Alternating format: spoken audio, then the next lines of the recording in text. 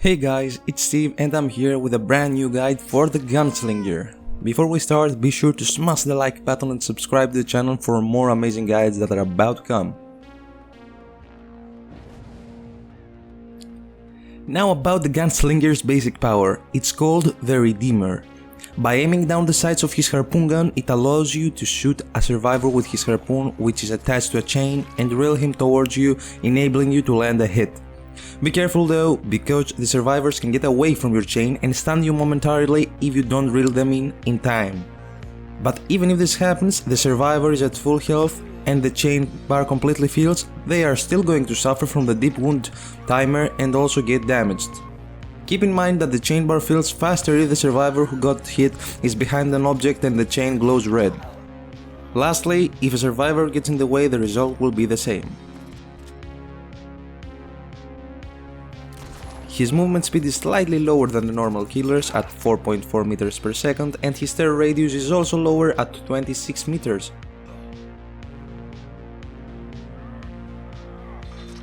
Now about the build that I would recommend. First and foremost, it's barbecue and chili. For me personally, I rarely make a killer build without this perk in the slot, as besides giving you extra blood points, it also gives you information about the survivor's location and helping you start your next chase. Second slot, Monitor and Abuse. This might be the most mandatory perk in this build, as it will help you become a sneaky killer.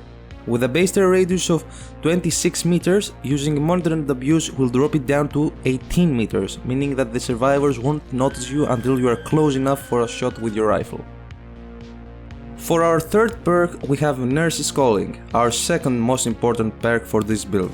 Using Monitor and Abuse and having an 18 meters tear radius, Nurse's Calling will let you see where the survivors are healing without them being able to listen to the heartbeat, just because Nurse's Calling has an effective distance of 24 meters, meaning that you will be able to see them, but they will not be able to know that you are coming. And for our last perk, we have Save the Best for Last. To be honest, this slot is more of a free perk slot and you can fill it with whatever suits you best, but I like this specific perk on the Gunslinger because it compensates for the time you will waste while reeling in a survivor. It will give you a cooldown reduction for your attacks, making your chases last less than they would normally. Some great substitutes for the fourth perk slot are Sloppy Butcher, Corrupt Intervention, Pop Goes the Weasel, and Hex No One Escapes Death. Now it's time for some tips that could help you if you are still learning how to play the Gunslinger, or might give you a slight boost if you already got a general idea about how this killer works. Your strength and what makes the Gunslinger unique among the other killers is that he relies on first-person shooter experience.